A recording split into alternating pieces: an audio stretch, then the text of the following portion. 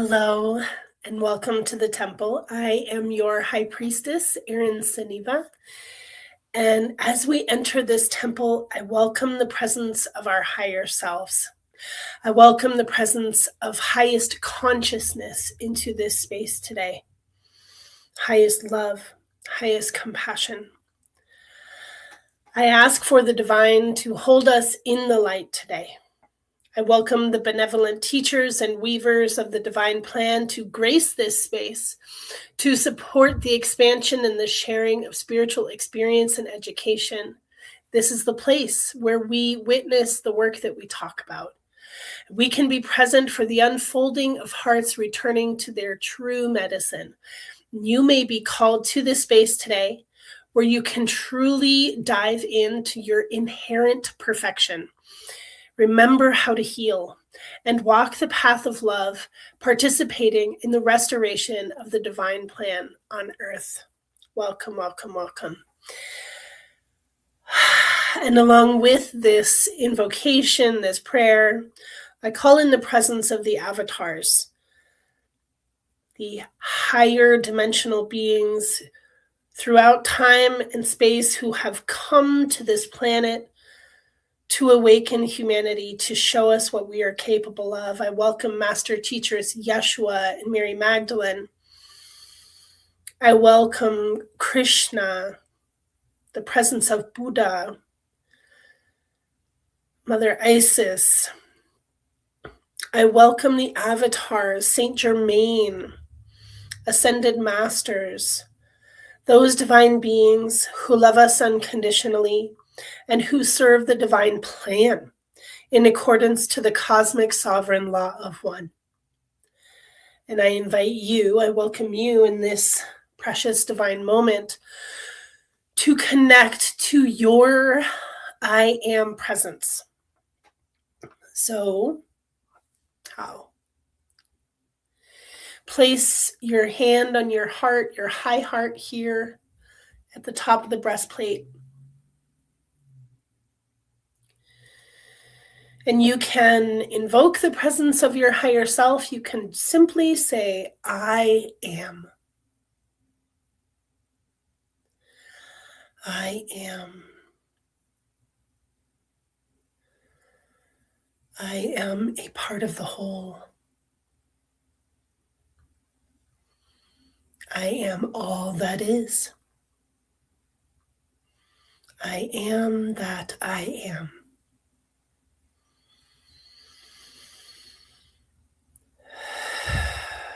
And so it is. So when we connect to the I am, we are connecting to oneness. We are connecting to all that truly is and the higher aspects of ourselves, the higher frequencies of our beings. And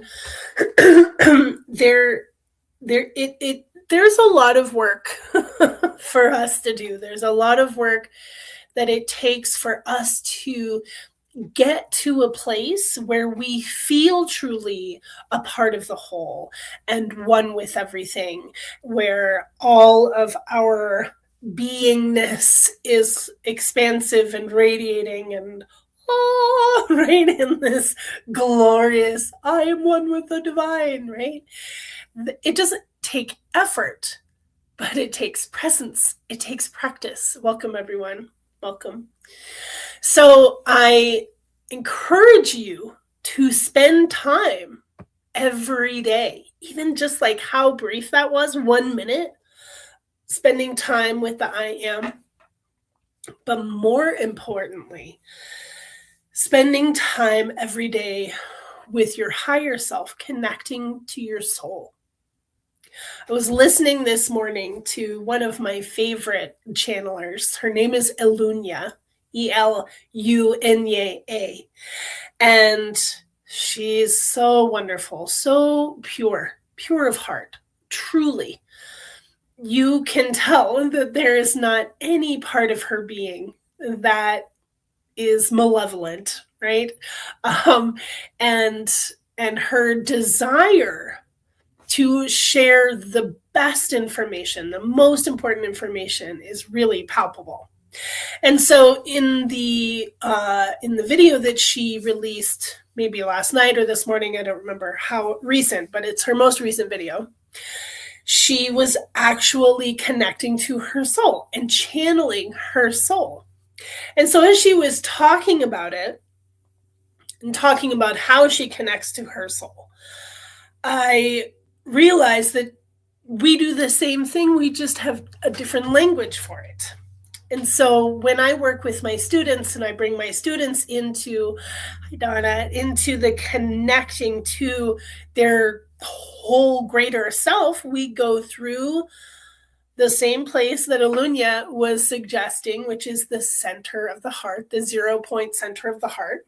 We do this very thing, and we enter through the vortex of the heart, the portal, in order to enter what I refer to as the temple of the heart, where you access your soul. So when you enter the temple of the heart, and I'm sure some of you who are present here now have experienced this meditation with me in one form or another, we connect to the soul at the soul's altar. And in my vision, it's like, whoa, the glorious golden glow of the soul that shines into the temple. So in receiving her perspective, I felt so much validation, so much validation, not only for how I've been guided, but how I've continued since being guided there, how I've continued to come back to this place. And so I'm going to share later today a meditation that I just have on YouTube that takes you to the temple of the heart so that you can have this direct experience with your soul and with your guides as well. So I'm going to share with you my connecting with your guides guided meditation. I'll share that later today. My intention for connecting with you all today is sharing the depth of this energy, and in connecting to walking with Mary Magdalene as I have for almost 20 years since I woke up to her in 2008.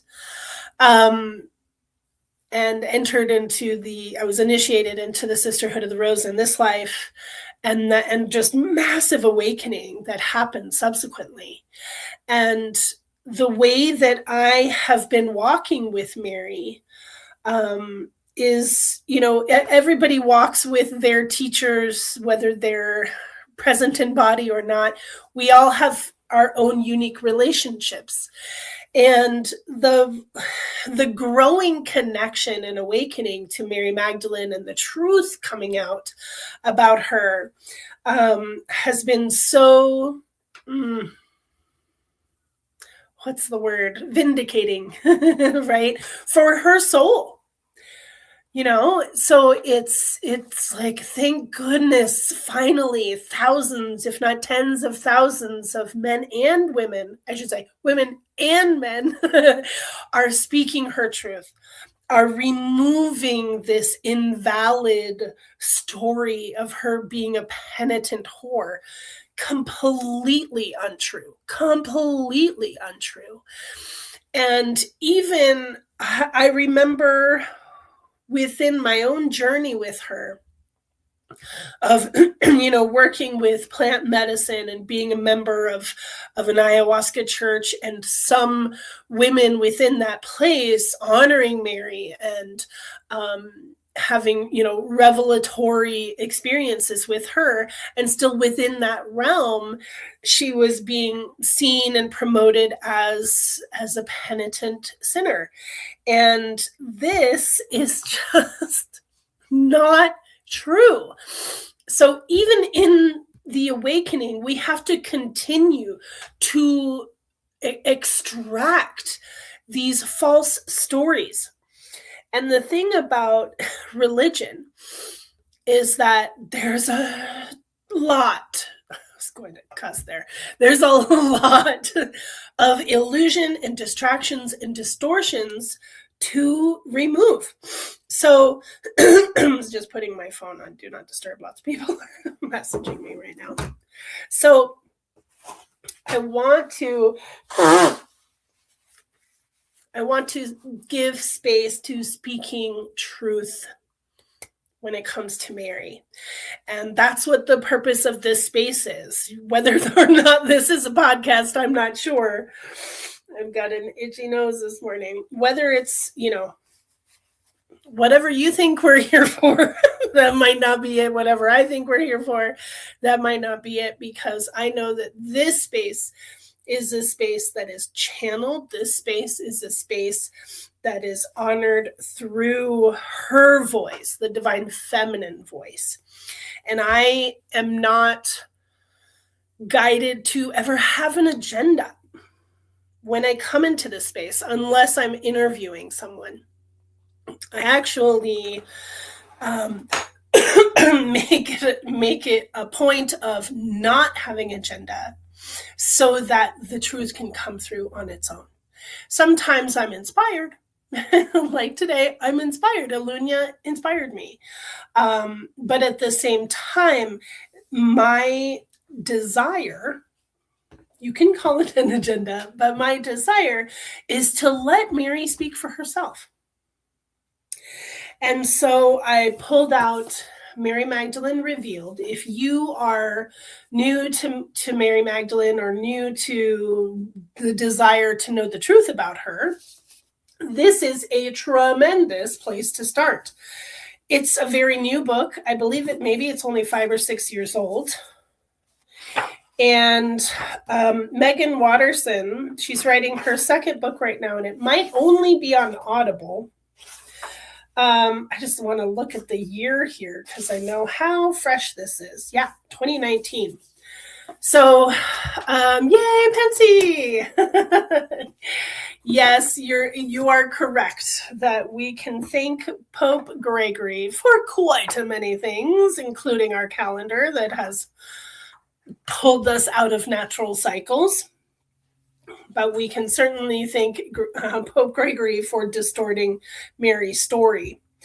So Megan Watterson went into seminary in order to have access to the Vatican archives, in order to have access to books that are only available to those who are in seminary. So she had no desire to become a priest. She had no desire to have a church, to do any of that, to minister. She's ministering to the world now, the truth of Mary. And so in her scholarly work, she was able to bring forward more of an accurate depiction of what Mary was working with, what Mary was going through at the time of walking the planet with Yeshua, as well as the potentials of what, not necessarily what their relationship looked like. That's not in this book. It's more about the medicine that Mary carried and still carries for this planet. So in Christianity, you have the 7 deadly sins. In the story about Mary, according to the Bible, Mary was afflicted by 7 demons. This is not true. What Mary's medicine was processing the inversion of where the 7 deadly sins actually come from. And they come from these energies called the 7 powers. And so in this book, Megan goes through the 7 powers. And these are very different than the 7 deadly sins. And of course, now we have to, as scholars, as spiritual beings, as women remembering. So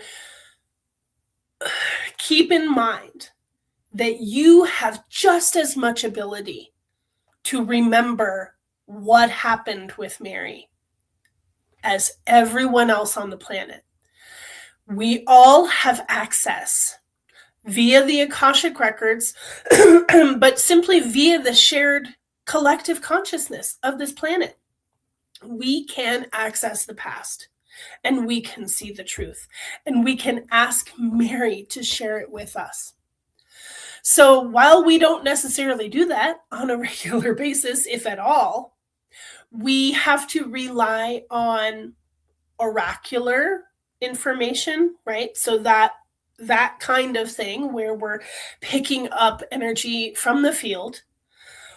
Oral information, so oral traditions, which is how matriarchy works, right? Which is how lineages share their information. And there's a lot of information within the divine feminine mysteries as well as the masculine mysteries that are held within that space and only shared orally.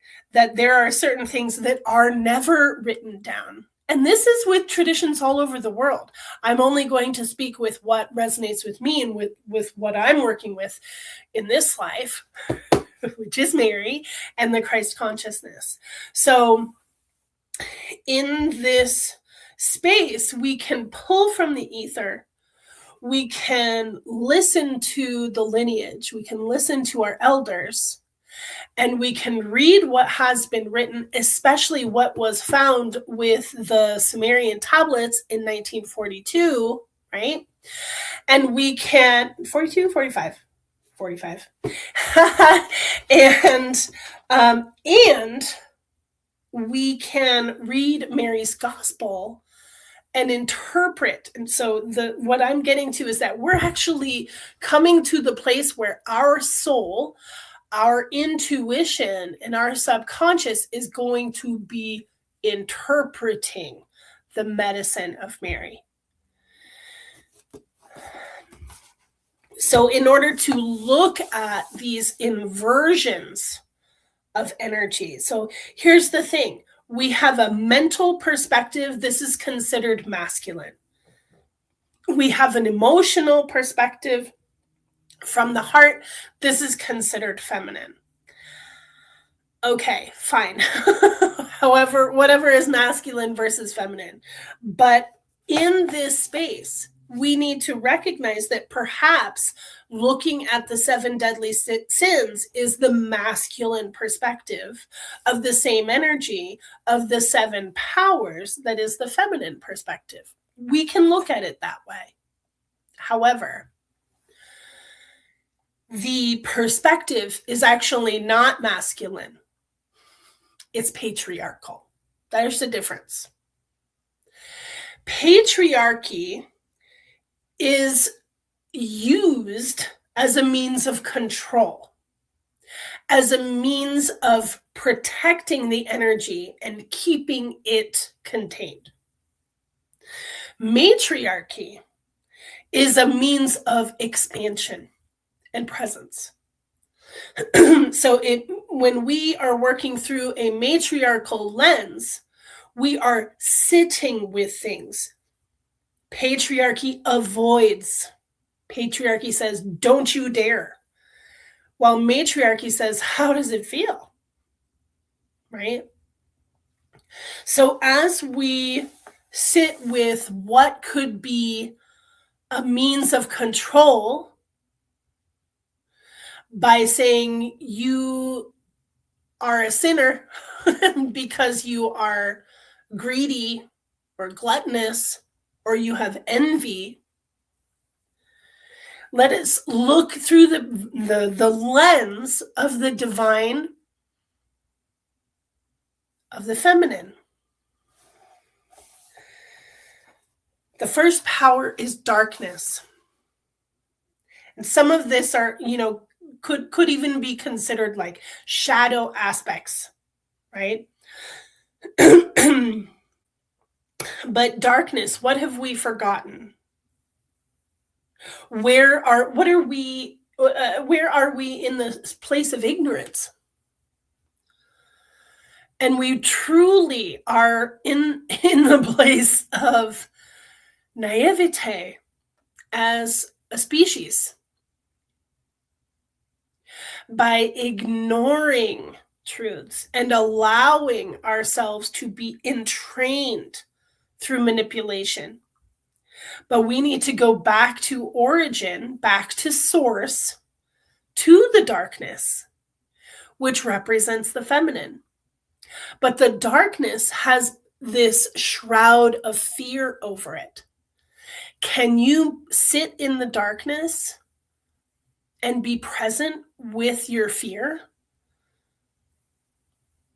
So that's the first power. The second power is craving. There is incredible power in your desire to know better, to know God. There is incredible power within your being when you crave. This is not craving for food. This is craving for spirit, craving for God, craving for connection. In this story, she tells the story of Thecla in this section, Megan Watterson. She tells the story of, wait, is this Thecla or let me see. We'll look at the Saint Perpetua. Yeah. The girl who baptized herself. So this is a incredibly powerful story, and this is, one of the reasons that I'm sure Megan Watterson is turning this into an Audible book, because the story of Thecla is incredibly valuable, especially for women, especially for any underdog, especially for anyone who simply desires to have connection, to have success within themselves. The story of Thecla, in a nutshell, without going through all of the detail, is such that she, after the crucifixion of Christ and all of that had moved on, and the apostles were proselytizing, this young woman, became a follower of Paul. And she would sit and listen to Paul's lectures, and she wasn't allowed to attend them as a woman, but she would sit and sit outside the window where he would be inside someone's house sharing the message of Christ. And she was incredibly devoted. She followed him traveling all over the place, and he wouldn't give her the time of day. But she was devoted to the message, right? And she had this motivation, this energy within her that was driving her, that was pushing her to stay connected and to keep reaching. One day, she was told that her parents basically she had been bought into marriage by a merchant. And this man was going to prove himself to be her husband eventually by raping her right then and there in the street. Paul was nearby. A whole crowd formed around her, fighting this man who was attempting to rape her in the street. She called out to Paul, who stood there and said nothing.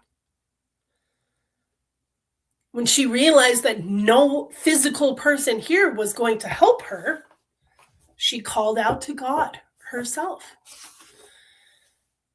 And I want to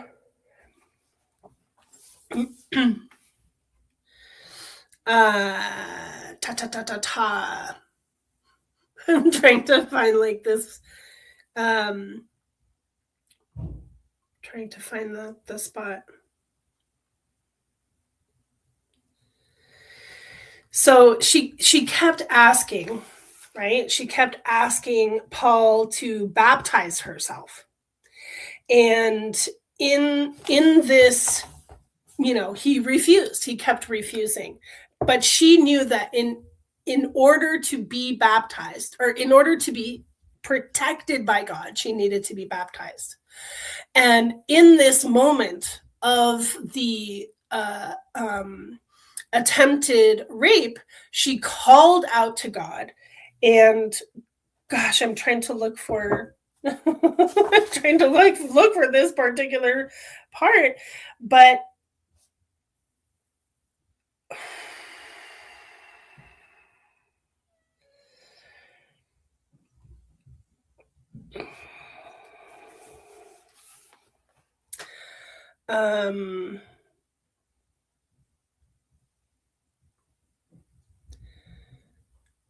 okay.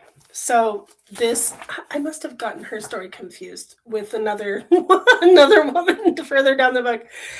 But so the rape scene might belong to another person, but she did have a fiance who kept trying to get Paul out of town because Thecla was so obsessed with him.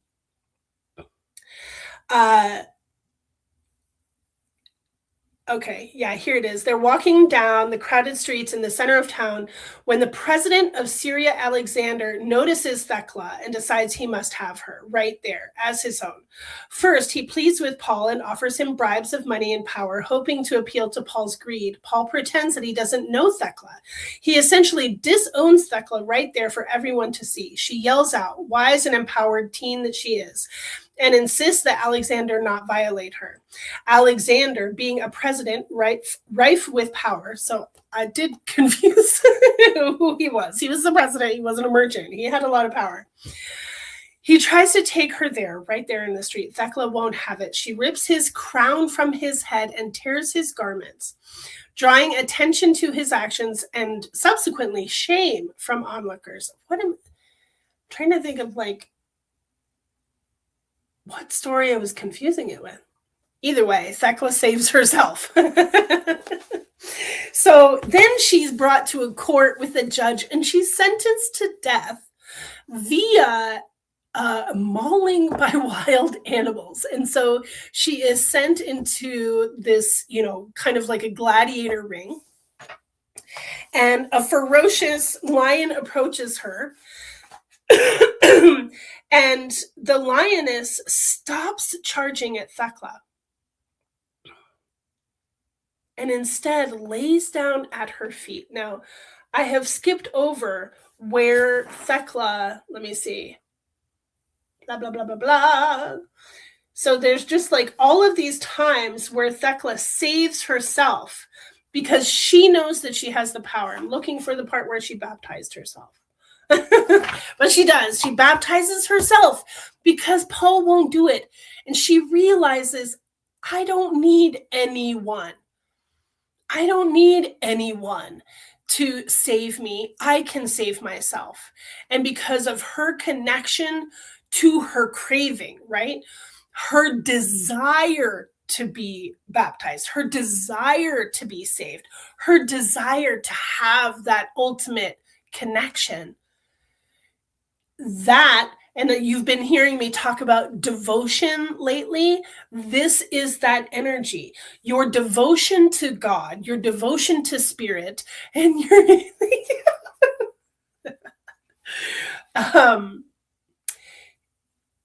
yes, yeah. So that is what saves you.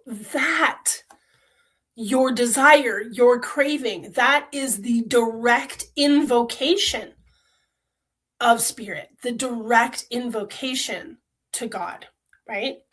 So in the stadium with Thecla is a pit of water filled with wild sea lions. As more beasts enter the stadium and charge at her, Thecla declares, in the name of Jesus Christ, I baptize myself. Thank you, Pensy. And as she enters the water, a cloud of fire suddenly surrounds her so that she cannot be touched. This is miraculous, no? Right? And for a third and final time, Thecla saves herself. Obviously, it's been a long time since I reviewed this story. I've read this book 4 or 5 times now. So that is craving, right? And so this with these powers, it's like the hero's journey a little bit. How do we get back to spirit? How do we get back to God? So then the third power is ignorance. That we actually have to move through our not knowing. And maybe there's even a part of us that doesn't want to know.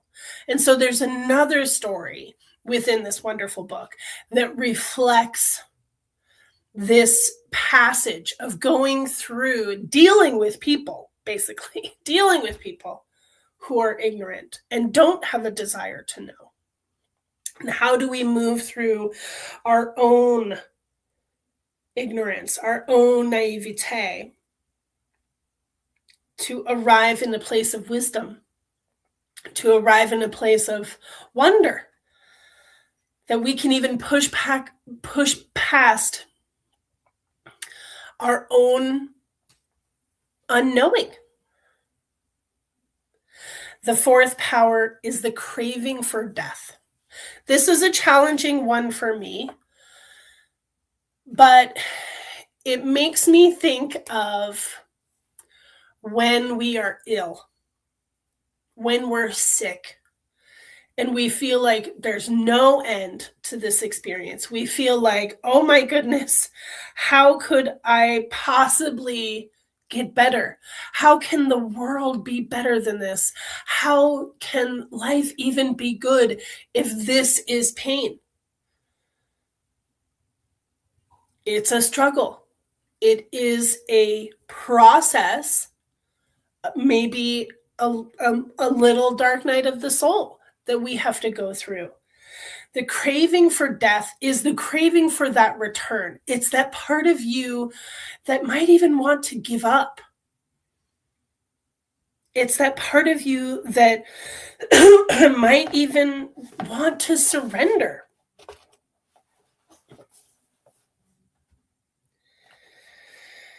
So when we go through harrowing experiences, we walk a liminal space. We walk this thread, the red thread. Life is on one side, eternal life is on the other side. And there really is a challenge that we go through. Do I want to survive? Do I want to live? Or do I surrender? So that is a challenge for us to go through that we might need. Hello, beautiful. That we might need in order to value our lives more. In harrowing, crazy, traumatic, wild, dangerous experiences, we are literally on this edge where we could be saying goodbye to everything that we know in this reality, and we might even desire it. And we learn so much from that split second of, I'm okay with this, right? But we're still here. And we're still here to continue through these shadows and this work, this deep work. So what part of you craves the other side, but is willing to remain? The fifth power is the enslavement to the physical body. So perhaps this is the inversion of gluttony, maybe lust, right? This is something that this is kind of like a natural evolution after the fourth power, where we're like, well, if I'm stuck in this body, Am I going to give in to the body?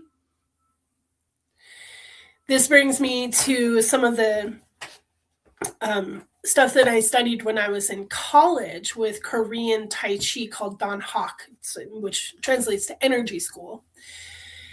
And one of the things that was like a mantra for us is, my body is not me, it is mine. My mind is not me, it is mine. And with this perspective, we're empowered. Yes, this is my body. My body doesn't have control over me. The craving that my body has, that's actually connected to the ego, right? When I want to eat something in particular, it might be because of the parasites in my gut, right? It might be due to the sugar addiction that my body has. How can we release ourselves from an ego-driven reality? If we are truly enslaved to the body, then we are allowing our body every desire, fulfillment of every desire. And that's not necessarily healthy, my friends, especially if you are unhappy, especially if you have addictions and you are allowing physical craving to be fulfilled. The presence of discipline can shift from being about controlling yourself to loving yourself. We're not going to have sugar today because sugar makes us hurt. Right? Sugar causes inflammation and makes my joints hurt, right? So we can have power over our bodies by loving ourselves more, by saying, you know what? I know that ice cream is going to taste so good, but you're going to be hacking up your lungs tomorrow from all that dairy.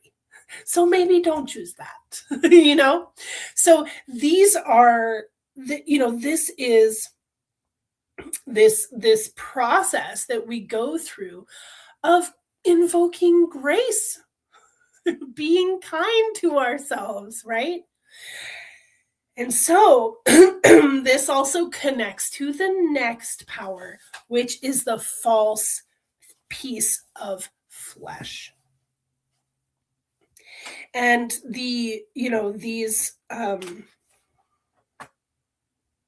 I want to say one more little piece about the enslavement to the body. Part of the story that's told is about, she might have been from the Far East, I want to say, an Asian princess, but she just kept supplying her body to those in need. She cut off her own hands to just say, here, I don't need this, right? Because her husband was like, I want all of you, or her dad was I mix up all these stories all together. The point, though, is that she's not enslaved to her body. She's like, oh, I don't need my hands. I can do without. And then she replaced them with sticks. Right? And she's like, I don't need this. I don't need this because this is not who I am. That is the medicine of the enslavement to the body, or processing that enslavement to the body. The body does not have power over me. I am in charge. I, the soul, am in charge of this experience, this process, this journey, and this is my vessel. And if things happen to my vessel, that's okay because it's not me, right? I'll have another one, right? Maybe, if I want.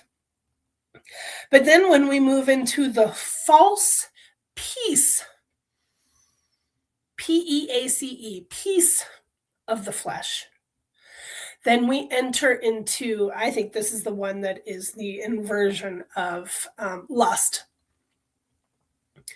but the desire to feel good in our bodies. Let's see if I have any notes in this section. I have notes in all of this section, but let's see what the notes are here.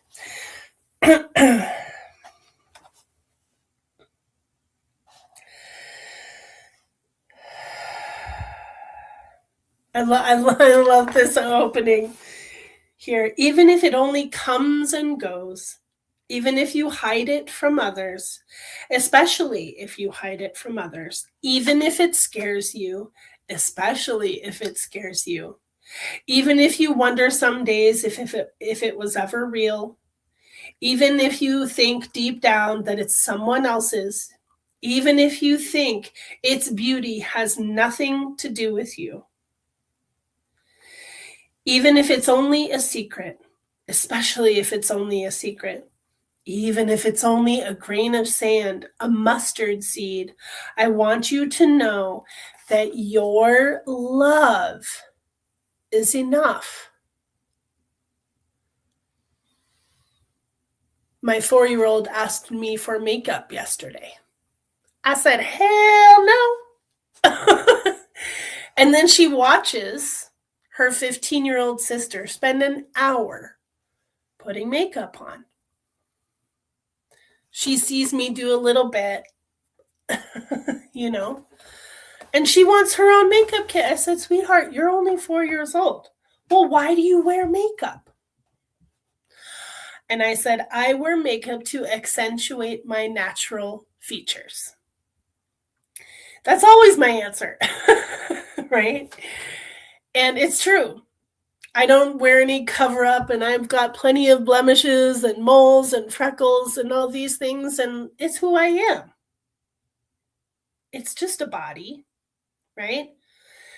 We have this illusion in our world. And this is a constant illusion that is placed, especially upon women, that you are supposed to look a certain way, feel a certain way, act a certain way. But that is the illusion.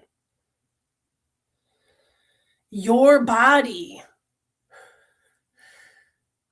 is the illusion.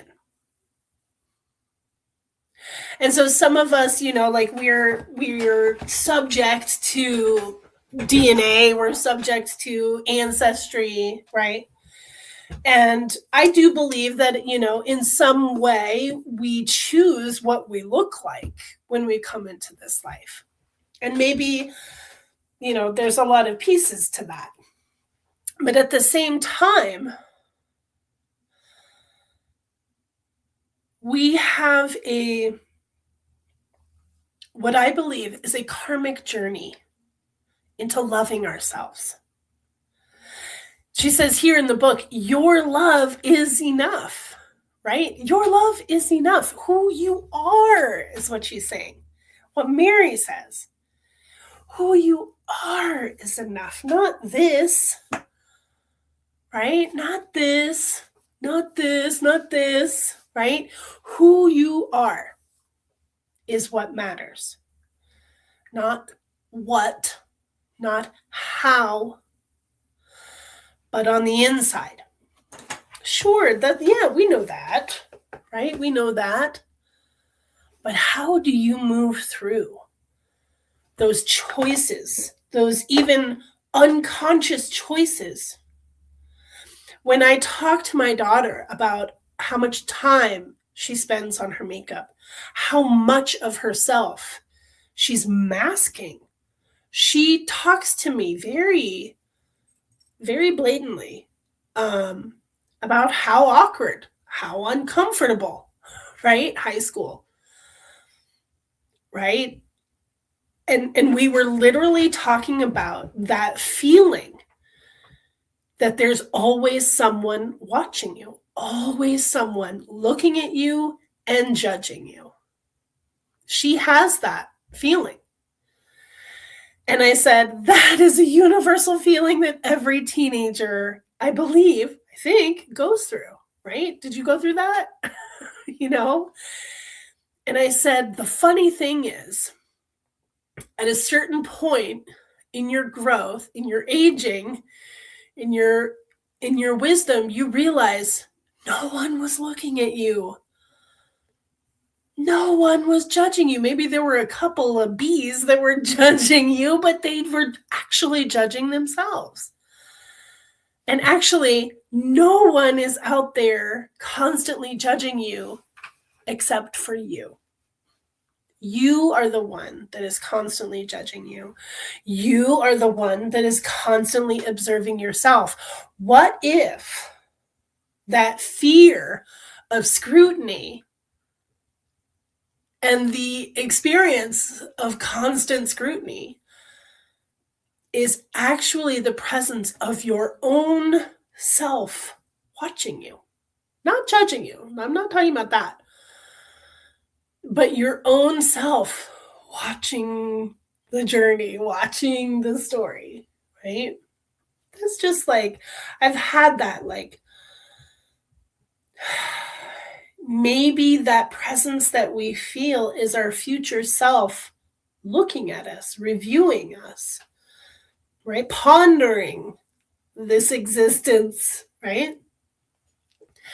So we need to break through the concept that this is the end all be all.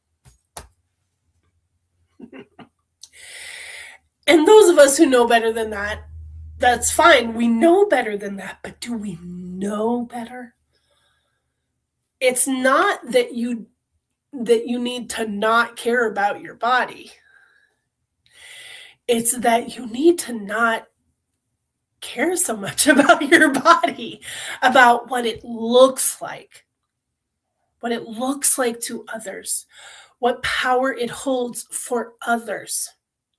Focus on what power it holds for yourself and how your body itself helps you to get better connected, to be better aligned, to feel more in tune with spirit, and to have an anchoring instead of a craving and a desire, a deep knowing, an embodiment, you know? So when we can move through that, we can really truly be ourselves, loving who and how we are. We have to allow ourselves to now move through the sixth power, the compulsion of rage.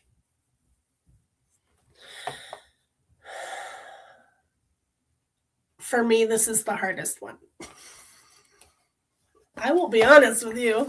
This is the hardest one because it's the easiest thing to do. It is the easiest thing to do. Look at social media. Look at politics. Look at the divisiveness in this country on its own. The compulsion for rage is immediate. We have road rage. We have school shootings, right? We have domestic violence. We have gang violence. We have division within concepts and consciousness in this country, on the planet, yeah. But this immediate return to rage is profound, constant. And it's something that we must move through ourselves to return to love, to process and come back to love. No matter what the story is, whether you remember the first time you got angry at your friends or your family, growing up, your siblings, your partner, wherever that energy resides. I remember talking about my ex and having just a low simmer, that like my anger flame towards this man always resides, and I can easily tap into it and bring it forward if I need to. That my anger and frustration towards this individual was easily accessed. And then I began to notice that which I was, accessing was more than my own rage. That if I wanted to, I could connect to the collective rage on the planet. If I wanted to, I could connect to the mother's rage. Watch out. But it is not the mother's desire to be rageful or to be vengeful. It is her desire to create, to expand, to grow, to ebb, to flow, and to love implicitly. That's the mother's desire. So we as children, as her organisms on this planet, we have to process all of these, which are all different aspects of our beings, of our consciousness, and maybe our soul. We don't have a starting point. There is not an essence of origin. Actually, in my mind, I'm like, yes, there is. It's the patriarchy. It's like, yes, it is. That's when the mother was taken down, and we moved from polytheism to monotheism, and that's where the rage started. But it's not, like that's simply within the context of where we're working from right now. But it's true, there's no origin to rage. Rage is. Just like there's no origin to ego. Ego is. It simply resides. The same with power. The same with love. Love is. And so we can tap into it, we can connect to it, we can know it, but we can also not let it control us, not give it power. And so the more that we are connected to love, to our souls, the more that we are, we create a separation between ourselves and the rage, whether it's collective or personal. There's, this essence where the rage comes from a betrayal, right? Or an abandonment, the age-old story, right? Maybe it comes from the story of Eve being kicked out of the garden, right? Like, who needs to listen deeply? We all need to come into this place where we are listening to what does the rage have to say. And it's not even that we need to process every collective, massive, energetic or emotion in order for it to be purged. I don't think that that's true. But we have to process what is ours in this life. And if we're having past life triggers and resonances that are coming through, we need to tend to that. So you need to tend to your sibling, Chantal. You need to tend to that part. What is the trigger? How does it make you feel? And it's that feeling that you need to get to the source of. And with alchemy, getting to the source of a wound or a pain or a trigger is via how you personally feel. Not what the trigger looks like, not how you react, not what the other person is doing. How do I feel about this experience, and how does it make me feel about myself? This is how we can responsibly, authentically heal our relationship to anger and rage so that we can move through to love that much faster. So that we don't need to sit in this angst and, I mean, just this morning I honked at someone in front of me because he had his own whole turn lane, and I don't think he realized that. And I'm like, come on, let's go, let's turn. But I knew in that moment I could choose to be angry at this person, or I could realize that they probably didn't know that they had their own turn lane. So I gave a gentle honk instead of a right?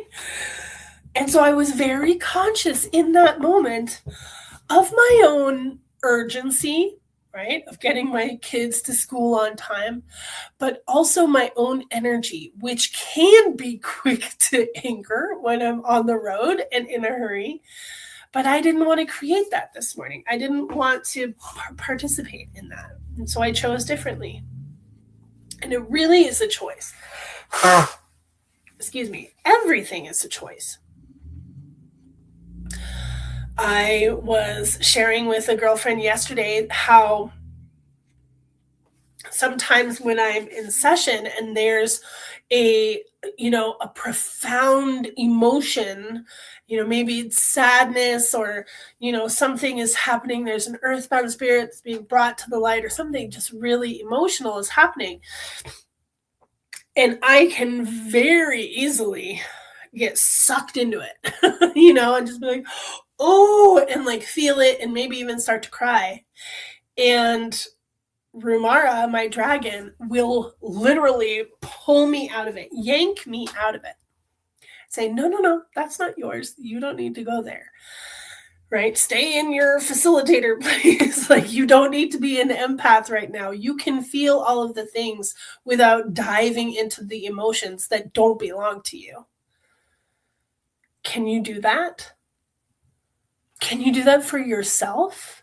Because this is also healing, is when we recognize that there's a profound emotion here. Whoa, there's a whole field of experience here that is connected to story that I might not have time to go into right now, right? Like something triggers you and you're like, I can choose to be very upset about this, or I can look at it from a non-emotional perspective and witness how this has affected me for ages and what I'm going to do about it. So what am I going to do about it? So that is a conscious choice of not letting the ego-connected emotions, right? So we have feelings that are connected to emotions, and the emotions can be as big as the ocean, as big as the sea. They can be profoundly huge. And we can make a choice, literally make a choice to dive into them and swim around and wallow and be in the pain and be in the experience of what those emotions are, and actually allow those emotions to lower our frequency because we are choosing them. We're choosing the experience of entering into that field instead of saying, oh, this is a big feeling. Oh gosh, yeah, wow, that's anger. Yeah, wow. So I can be present to, oh gosh, there's some anger there, instead of going, oh my God, this makes me so angry. There's a difference. I'm sure you saw that, right? Same with, oh, I miss my dog so much. Oh, my beautiful dog, Chino. I love you. I love you so much. Oh, there's a lot of grief still there, yes. But I can physically feel the pain, and I can go, wow, there really is a lot of grief there. Well, when the grief comes, I'll be present for it. But the grief is not here right now. Right now, I feel love. And I'm choosing to stay in that frequency. Oh, I love you, Chino. I miss you and I love you. And I might cry about it later.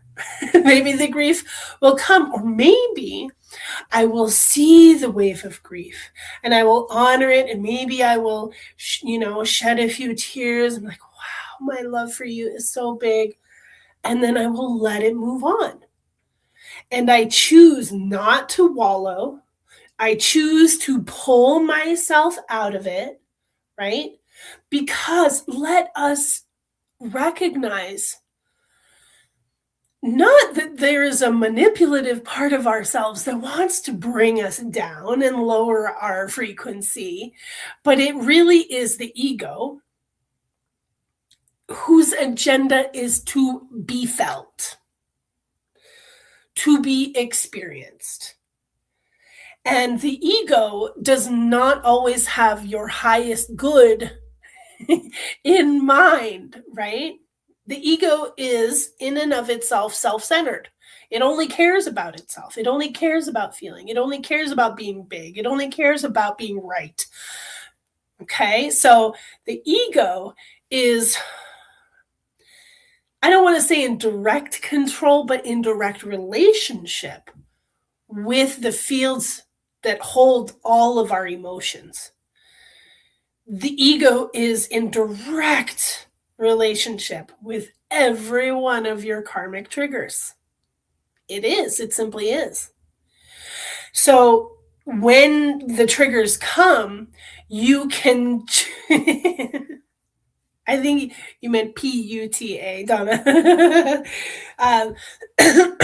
The trigger is connected to the ego. So if we can have an awareness of this, that our ego is going to choose to dive into the emotions. Our ego is going to choose to honk louder and shout at the guy who can't hear you from inside your car, right? And so, but that is when we allow our ego to be in charge. The ego is not supposed to be in charge. The soul is in charge. The heart is in charge. And when we listen to our heart and we move and speak from our soul, then we are detached from the ego's control. The ego still resides because the ego is. It's not mine. It's not my ego. It's the ego. Not my body. It's not, my body is not mine. Wait, my body is not me. My body is not me. It is mine. The ego is not me.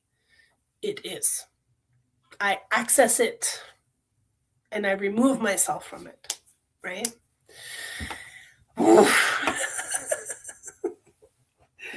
It's all, it's all a journey through our being, through our soul. And the wonderful thing about the presence of Mary Magdalene is that her work, her purpose, her intention is to bring you back to yourself, to connect you to love. That's why I refer to the path of love, because walking with Mary is walking the path of love. What would love do? It's not what would Jesus do, it's what would love do.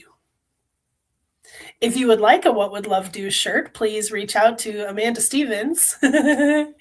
She can get you one. I have a What Would Love Do shirt. It's awesome. I guess we collaborated on that a little bit, but she designed it. So awesome. So,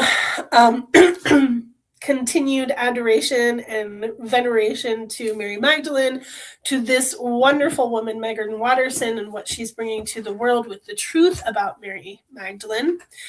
But I just want to say this one more time before we go. The truth lies within you. It's in your DNA. It's in your cells. It's there. And the joy of participating in sisterhood and in lineages is that you get to be held within a container where that memory can come forward in safety, in authenticity, through your own remembering. One of the things that I've seen women go through, I've experienced this myself in the sort of Magdalene awakening, when you wake up to Mary Magdalene and the illusions are removed, there might be a process that you go through that you remember being Mary. And this is part of the ego's distortion, but it also carries a grain of truth, because it is my belief and understanding, or understanding, that Mary has split her soul's consciousness and shared it with humanity. So what that means is that we all, if we are called, have access to this memory. And so this memory of being at the foot of the cross, or this memory of being at the tomb, there's a whole lot more to remember. And there's a whole lot more truths to share about baptism, about Christ consciousness, Christ energy, the Essenes, and the resurrection itself. But that information can only be shared in safe, contained spaces. Sometimes I blurt out some information, but there are certain things that must be shared only in the container of the Divine Feminine Mysteries. And that happens within my Magdalene mentorship. These stories, these truths, these memories that come through in the awakening process is part of you in your self-realization process. This is the answer to the question, why do avatars come to Earth? To show us what we're capable of, not to be worshipped, but to show us what is possible. Right? So from ascended masters to the Siddhis in India, to the Buddhas, to the female Buddhas, to the Taras, to Krishna, to Yeshua, to Mary. These avatars come here in their full realized embodiment. As I said, not to be worshipped, but to show us what we're capable of. And bear in mind that every structure of society built here for you is literally created not to support your self-realization, not to connect you to your true source divine self. Every aspect of our culture and society provides distraction, coercion, manipulation, and separation. So you must have an active role in your own personal soul's evolution, because it will not be provided for you. It is an internal job. It is a process that you have to walk yourself. However, there are groups, there are containers, there are circles of women and men and everyone in between who are holding this light, who are learning to discern between true light and false light, and connecting to their one true source within. Of course, you can join us on the Magdalene mentorship. We're going to begin after the lunar year shifts into the year of the horse. So I believe the third week of February, and continue through until summer solstice. A tremendous journey, truly tremendous. And one that is here for you, cared for with great love, great care, and hard work. It's my life's work that is this mentorship. It's everything that I have earned to be able to share with you. My whole life. Things that I learned as a child to beginning training with with channeling and ritual work at 21, all the way through to this present moment, to what I'm even discovering from the day to day, to channeling whole entire lectures from Mary. It's a very unique and special place. And there are a lot of Magdalene sisters who are stepping into this leadership and holding this space for others. And I implore all of you to find the places that resonate, that fit your heart's puzzle. Because we are truly all called to our spiritual paths, whether we're listening or not. The call is there, and it's louder than ever. So, follow it. Listen deeply, and trust yourself. I love you so much. Thank you for being here with me. Thank you for listening and for receiving some of this medicine from Mary. It's incredibly important for us to be actively changing the story and telling others the truth. Thank you, Mary, for being such a shining example for the divine feminine, for women, for humanity. Hail Mary. Hail Mary Magdalena. We love you so much. Thank you for walking the path of healing and restoration. Thank you for your connection to the divine light and your dedication to it. Thank you for sharing your consciousness and the lineage of the rose with all of us here to receive it, with eyes to see and ears to hear. We open our hearts to our own true selves, to the One. Thank you for sharing your mantle with all of humanity and with the women so that we can rise and hold our very precious positions for the greater good and for all of humanity. Thank you. Blessed be. Thank you. Have a beautiful day. Happy new moon. In the presence of the new moon, in a couple days, 2 or 3 days, I invite you to ask for the cosmic divine energies that are readily available, mostly available at the new moon because there's no light coming from the moon to distort it.